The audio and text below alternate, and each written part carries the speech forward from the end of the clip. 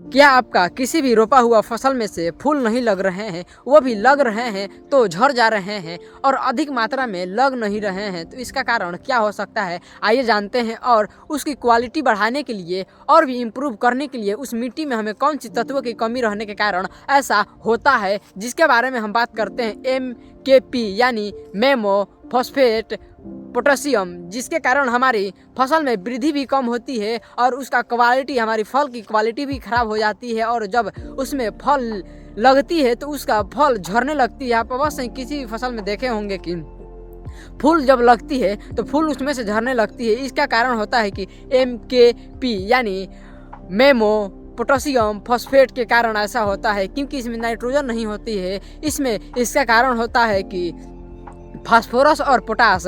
इसके कारण से हमारी फसल में क्वालिटी की कमी आने लगती है और जब फसल की वृद्धि होने के कगार पर उसमें फल लगने लगते हैं तो उसका फल गिर जाते हैं। इसी कारण से होती है कि MKP क्या इसमें कमी रहने के कारण ऐसा होती है, क्योंकि NPK यानी मैमो फॉस्फेट पोटेशियम के कारण ऐसा होता है। क्योंकि पोटेशियम और फॉस्फेट के कारण ऐसा ना होता तो हमारी फल नहीं गिर पाती और झड़ नहीं पाती और हमें अच्छी क्वालिटी की फसल फल मिल पाते हैं, मगर ऐसा नहीं हो पाता है क्योंकि MKP के कारण होता है। MKP यानी मैमो पोटेशियम फास्फोरेट के कारण होता है। तो इसमें हमें पोटास और फास्फोरस की कमी के कारण ऐसा देखने को मिलती है। तो इसके लिए आप MKP का खाद आप इस्तेमाल कर सकते हैं, जिनसे उसमें पोटास और फास्फेट का मिश्रण रहती है और दोनों प्लांट के लिए हमारी आवश्यकता होती है। और इसमें हम डालते हैं फसल आने से पहले, किसी भी प्लांट में हम फसल आने से पहले MKP का इस्तेमाल करते हैं, जिसमें हमें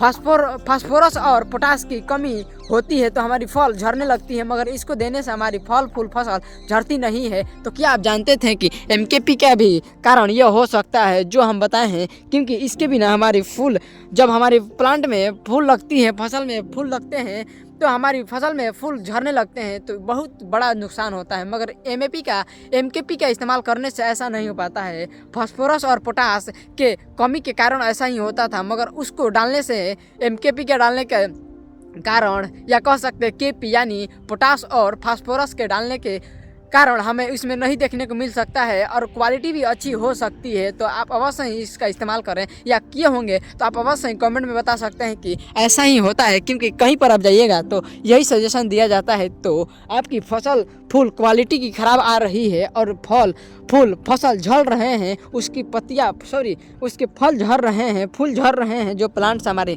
फूल लेती है, तो उसके लिए आप फास्फोरस और पोटास का इस्तेमाल कर सकते हैं, जिनसे आपको उसमें झरने जैसी कोई भी प्रक्रिया नहीं देखने को मिलती है और आपका प्लांट और भी अच्छे से ग्रो करेगा और उसमें से क्वालिटी की प्रोडक्ट यानी उससे हमारी प्रोडक्टिविटी भी बढ़ेगी और जब हम प्रोडक्ट बनाएंगे तो उसकी क्वालिटी भी अच्छी होगी, जिनसे हमें रेट और भी अधिक मिल पाएंगी। जब तक अधिक बढ़िया क्वालिटी की हमारी फसल नहीं रह पाती है तो उसकी रेट भी नहीं मिल पाती है, जिस कारण से आपको ऐसा कारण देखने से आप अपने खेतों में फास्फोरस और पोटास का इस्तेमाल कर सकते हैं जब फसल आने से पहले।